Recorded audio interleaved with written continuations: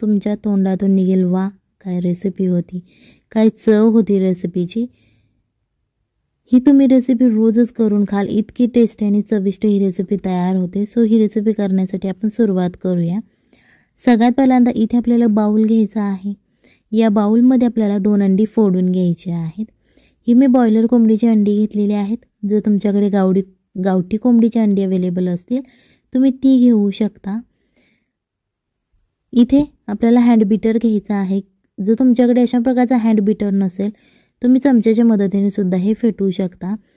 हे जरा पांढरट होईपर्यंत आपल्याला फेटून घ्यायचं आहे। तुम्हाला दिसत असेल बघा, अंड जेव्हा आपण फोडलं होतं तेव्हा पिवळसर होतं आणि आता थोडंसं ते पांढरट झालेलं आहे, त्याला असे बुडबुडे आलेले आहेत। सो अशा प्रकारे तुम्हाला ते फेटून घ्यायचे आहेत। फेटून झाल्यानंतर इथे आपल्याला एक बारीक चिरलेली हिरवी मिरची घालायची आहे। ही रेसिपी जर तुम्ही तुमच्या लहान मुलांसाठी बनवत असाल तर मिरची नाही घातली तरीही चालेल। एक बारीक चिरलेला टोमॅटो, एक बारीक चिरलेली हिरवी शिमला मिरची। जर तुमच्याकडे पिवळी किंवा लाल शिमला मिरची अवेलेबल असेल तुम्ही ती वापरू शकता। त्याच्यानंतर एक बारीक चिरलेला कांदा घालायचा आहे। जर तुम्हाला कांदा आवडत नसेल, त्याचा वास आवडत नसेल तर तुम्ही नाही घातला कांदा तरीही चालेल। त्याच्यानंतर आपल्याला कोथिंबीर घालायची आहे। यामध्ये आता आपल्या सगळ्या भाज्या घालून झालेल्या आहेत। तुम्हाला दिसत असेल बघा, खूप छान असा कलर आलेला आहे कारण सगळ्या भाज्या आपण मिक्स घातलेल्या आहेत। याच्यानंतर जो आपण मग असे हँड बीटर घेतला होता त्याच हँड बीटरच्या मदतीने आपल्याला ते फेटून घ्यायचं आहे, जेणेकरून ज्या आपण भाज्या घातलेल्या आहेत ते सगळ्या अंड्यांना लागल्या जातील आणि त्याचं छान असं एक मीठ घालायचं आहे। जर तुम्हाला हे साधं मीठ आवडत नसेल, तुम्हाला काळं मीठ आवडत असेल तुम्ही ते घातलं तरीही चालेल। परत एकदा आपल्याला ते मिक्स करून घ्यायचं आहे, जेणेकरून ते छान असं मिक्स होईल आणि सगळ्या भाज्यांना आपण जे मीठ घातलेलं आहे ते लागलं जाईल। व्हिडिओ आवडत असेल तर व्हिडिओ लाईक करा। इथे आपल्याला एक आप्याचं भांडं घ्यायचं आहे। सगळ्यात पहिल्यांदा हे आप्याचं भांडं गरम करून घ्यायचं आहे।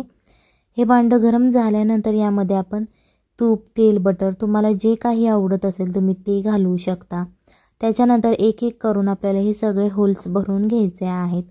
ज्याप्रमाणे आपण तांदळाच्या पिठाचे आप्पे बनवतो त्याचप्रमाणे आपल्याला हे सगळे होल्स अंड्यांनी भरून घ्यायचे आहेत। जर तुम्ही चॅनलवर नवीन असाल तर चॅनलला सबस्क्राईब करा, जेणेकरून येणाऱ्या नवनवीन व्हिडिओजचे अपडेट तुम्हाला लगेच मिळतील।